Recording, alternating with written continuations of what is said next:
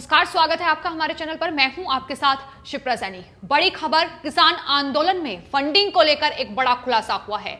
आतंकी संगठन बब्बर खालसा इंटरनेशनल ने किसान आंदोलन में फंडिंग की है। टाइम्स नाउ ने यह खुलासा किया है कि बब्बर खालसा इंटरनेशनल जो आतंकी संगठन है उसने 5 करोड़ की फंडिंग किसान आंदोलन में की है। आपको बता दें, लगातार ऐसी खबरें सामने आ रही थी, लगातार केंद्र सरकार भी इस पर सवाल उठा रही थी कि कुछ प्रतिबंधित संस्थाएं हैं जिनके द्वारा इस किसान आंदोलन में फंडिंग की जा रही है और उसमें बब्बर खालसा इंटरनेशनल जो आतंकी संगठन है उसका नाम सामने आया है, जिसमें यह कहा गया है कि 5 करोड़ की फंडिंग इस आतंकी संगठन की ओर से किसान आंदोलन में की गई है। इसके अलावा भी खालिस्तानी संगठन है जिनकी ओर से इस किसान आंदोलन में फंडिंग की बात सामने आ चुकी है। आपको बता दें, इससे पहले एनआईए कई लोगों पर शिकंजा इस मामले में कस चुका है और जब से ये किसान आंदोलन चल रहा है तब से लगातार जो गृह मंत्रालय है वो भी लगातार इस पर नजर बनाए हुए है और यही वजह है कि 15 दिसंबर 2020 को गृह मंत्रालय की ओर से एक एफआईआर दर्ज कराई गई थी, जिसमें सिख फॉर जस्टिस और दूसरे खालिस्तानी संगठन खालिस्तान जिंदाबाद फोर्स, बब्बर खालसा इंटरनेशनल और खालिस्तान टाइगर फोर्स जैसे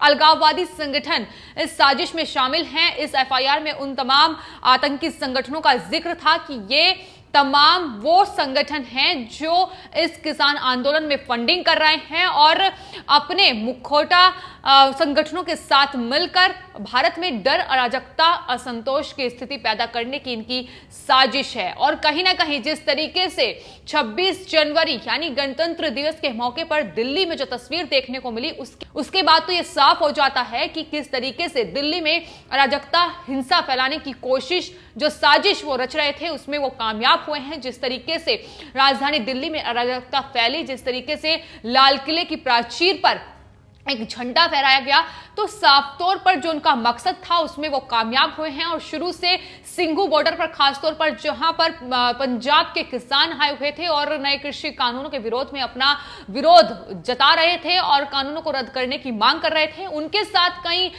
जो किसान संगठन के नेता हैं वो भी उस आंदोलन में जुटे हुए थे और उनकी ही बदौलत वो जो प्रदर्शनकारी है वो वहां ठहरे हुए थे। और शुरू से ही जिस तरीके की तमाम सुविधाएं वहां तमाम जो किसान प्रदर्शनकारी थे, आंदोलनकारी थे, उन्हें मिल रही थी, उसको लेकर शक पहले से ही जाहिर किया जा रहा था कि दरअसल पंजाब के ही कुछ ऐसी प्रतिबंधित संस्थाएं हैं, आतंकी संगठन हैं जो लगातार तमाम तरीके से जो फंडिंग है वो इस किसान आंदोलन में हो रही है। और यही वजह है कि इतनी हाई प्रोफाइल जो सुविधाएं हैं वो वहां बॉर्डर पर किसानों को मिल रही है। इसको लेकर शुरू से ही शक केंद्र सरकार की ओर से जताया जा रहा था और अब टाइम्स नाउ ने जो खुलासा किया है उसमें यह साफ तौर पर कहा गया है कि बब्बर खालसा इंटरनेशनल जो आतंकी संगठन है उसकी ओर से 5 करोड़ की फंडिंग इस किसान आंदोलन में की गई है। और अब लोग लगातार ये मांग उठा रहे हैं कि इसके जिम्मेदार वो किसान संगठन के नेता भी हैं जिनके साथ मिलकर इन तमाम आतंकी संगठनों ने फंडिंग की है,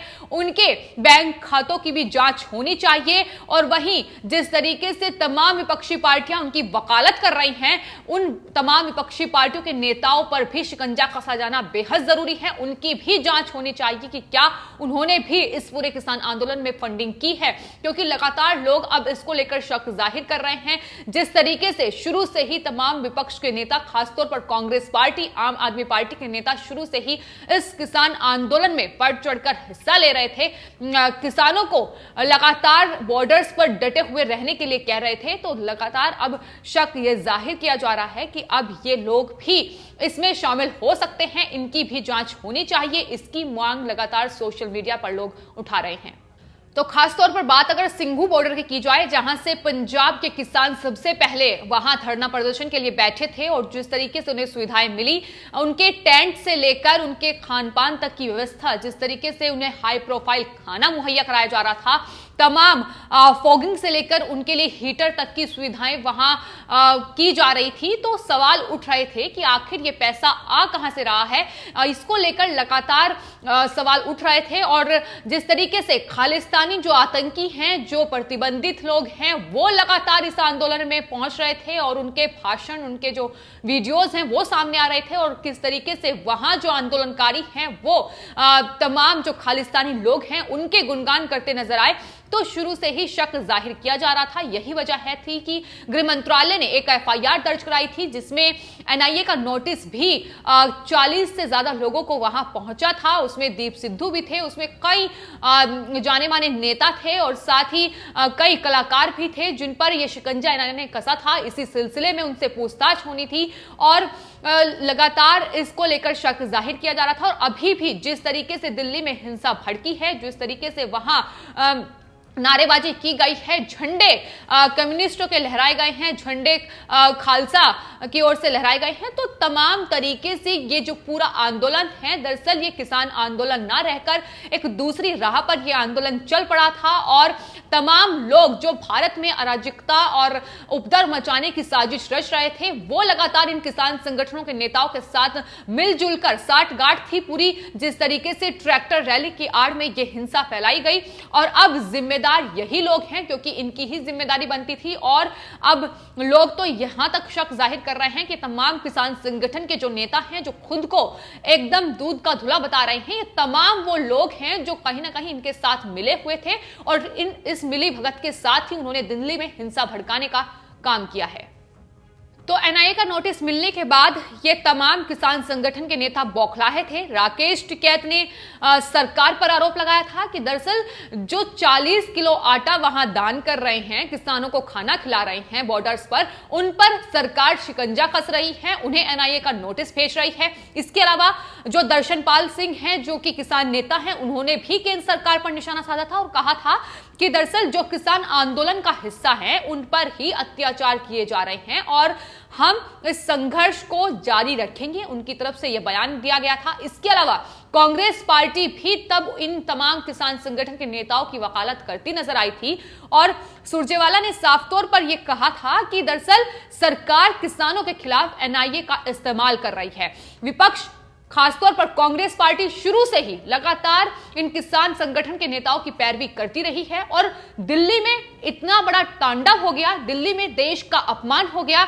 दिल्ली में तिरंगे का अपमान हो गया, लेकिन अभी भी ये तमाम विपक्षी पार्टियां किसान संगठन के नेताओं के गुणगान करती ही नजर आ रही हैं। जो इस तरीके से तस्वीर सामने आ रही है, तमाम विपक्ष के नेता अरविंद केजरीवाल से लेकर राहुल गांधी और अखिलेश यादव, साथ ही जयंत चौधरी लगातार अब राकेश टिकैत के साथ खड़े नजर आ रहे हैं। जिस तरीके से उन्होंने आंसू बहाकर पूरी तरीके से ड्रामा करने की कोशिश की, उसके बाद अब वहां जाकर उनके गुणगान कर रहे हैं। जाहिर है इनका भी ये अपने फायदे के लिए वहां पहुंचे हैं। राहुल गांधी खुद को जिस तरीके से कांग्रेस पार्टी देश में बिल्कुल खाई में गिर चुकी है, उसे बाहर निकालने की कोशिश है। आम आदमी पार्टी जाहिर है यूपी में जिस तरीके से अपनी चुनावी बिसात बिछाने की कोशिश में जुटी है। इसके अलावा जयंत चौधरी का हाल किस तरीके से यूपी में बेहाल है, इसकी बानगी भी देखने को मिली है। तो ये तमाम वो नेता हैं जो सिर्फ और सिर्फ अपने फायदे के लिए इन किसान संगठनों के गुणगान कर रहे हैं।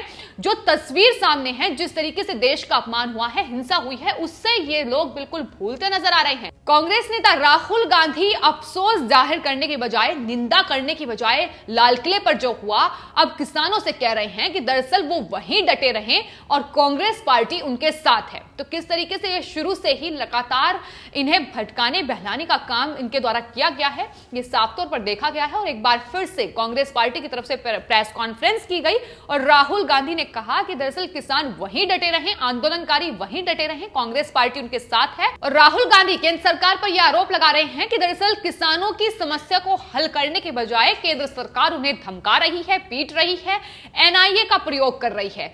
तो राहुल गांधी को वो तस्वीर जरूर देख लेनी चाहिए चाहिए और अगर आंखों पर पट्टी बांधी है तो वो पट्टी भी उतार लेनी चाहिए, क्योंकि जिस तरीके से लाल किले पर तिरंगे का अपमान हुआ, जिस तरीके से देश का अपमान हुआ, जिस तरीके से पुलिसकर्मियों पर लाठी चार्ज की गई, केंद्र सरकार ने तो कोई लाठी किसानों पर चार्ज नहीं की। हालांकि जब किसान ही पुलिसकर्मियों से उलझते नजर आए तो मुश्किल में आकर पुलिसकर्मियों को लाठी चार्ज करना पड़ा। लेकिन राहुल गांधी ये नहीं देखेंगे, राहुल गांधी उन लोगों को नहीं देखेंगे जो पुलिसकर्मी अस्पताल में भर्ती हैं, जिनके परिवार वाले रोते बिखरते नजर आ रहे हैं, उन्हें वो नहीं देखेंगे। और सिर्फ क्योंकि अपनी सियासत चमकानी है, अपने सियासी फायदे के लिए वो लगातार किसान संगठन के नेता राकेश टिकैत के साथ अब खड़े नजर आ रहे हैं। फोन पर उनसे बातचीत हो रही है और केंद्र सरकार पर निशाना साधा जा रहा है। ये वही राहुल गांधी हैं जो आज अपनी प्रेस कॉन्फ्रेंस के दौरान सिंघू बॉर्डर क्या है वो भी भूल गए, शंगू बॉर्डर बताते उसे नजर आए। तो ये राहुल गांधी हैं जो बिना सोचे समझे लगातार बातें करते हैं। और अब चूंकि केंद्र सरकार पर निशाना साधना है, ऐसे में अब एक बार फिर से इनका जो राग है वो शुरू हो चुका है। किसानों से लगातार जो आंदोलन कर रहे हैं किसान, उनसे ये आग्रह करने के बजाय कि वो ठंड में अपने घर को लौट जाएं, जो कि सुप्रीम कोर्ट भी कह चुका है, लेकिन एक बार भी इनकी तरफ से ये नहीं कहा गया है। लगातार किसानों को बहकाकर फुसलाकर वहां बैठाने का काम इनके द्वारा किया जा रहा है। राहुल गांधी इसमें सबसे बड़ी भूमिका निभाते नजर आ रहे हैं। राहुल गांधी से जब सवाल किया गया कि आखिर लाल किले के अंदर जो हुआ उस पर वो क्या कहेंगे, तो उन्होंने जवाब दिया कि दरअसल इसका जवाब गृह मंत्री दे कि आखिर लाल किले के अंदर ये किसान कैसे घुस गए। और राहुल गांधी बता रहे हैं कि दरअसल वो 50 किसान थे जो लाल किले के अंदर घुसे, लेकिन लग रहा है कि राहुल गांधी अपनी गिनती ही भूल गए हैं, क्योंकि सबने देखा कि कितनी बड़ी तादाद में वहां वो लोग थे, वहां वो देश विरोधी लोग थे जो लगातार कम्युनिस्ट के झंडे लहरा रहे थे, जिनके हाथ में दूसरे अलग अलग तरीके के झंडे थे और लगातार लाठी डंडों के साथ, तलवारों के साथ वो लाल किले पर चढ़ाई कर चुके थे। तो राहुल गांधी एक ऐसे नेता हैं जो बिल्कुल सच्चाई से रूबरू ना होकर लगातार झूठ फैलाने का काम देश में कर रहे हैं। और लगातार उनका जो ये ड्रामा है ये जारी है, क्योंकि सिर्फ और सिर्फ अपनी राजनीति को चमकाना है। इसलिए राहुल गांधी किसी भी हद तक जा सकते हैं। झूठ बोलने की उनकी आदत है, किस तरीके के वो बयान देते हैं वो हर कोई जानता है। तो राहुल गांधी ने एक बार फिर से प्रेस कॉन्फ्रेंस के दौरान यही ड्रामा किया है। आपकी इस पूरे मामले पर क्या राय है, हमें कमेंट बॉक्स में जरूर लिखें और चैनल को सब्सक्राइब करें। धन्यवाद।